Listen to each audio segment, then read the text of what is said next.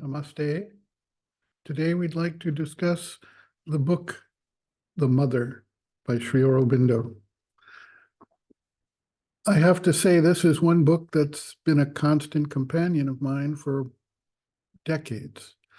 It's a very small book. It's got 6 chapters, very short chapters, but it describes and focuses our attention on the spiritual path in a way that I think no other book has really done for me.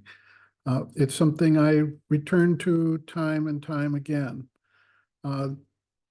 There's a chapter about the universal forces and all that is done in the universe. The divine, through his shakti, is behind all action.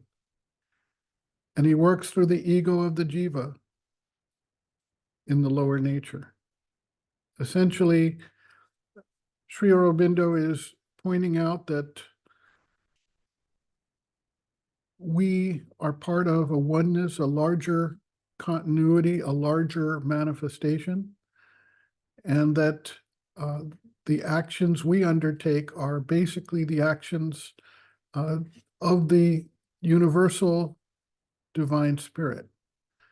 He then goes on in other chapters to describe how we can most appropriately integrate ourselves to this understanding and take action from this new viewpoint. He has a chapter on money. What is money? How do we use it? How do we relate to it?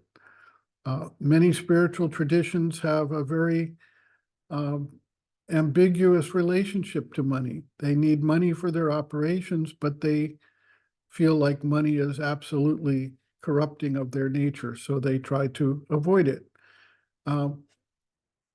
There is a right way to understand money, and that is as a universal force that can be applied without corrupting the individual nature.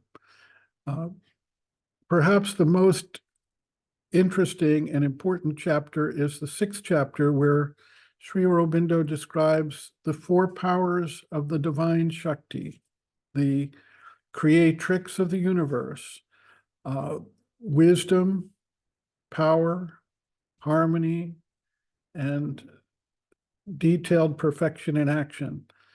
And this chapter is so poetic and so powerful that many have called it the Matri Upanishad, the Upanishad of the mother.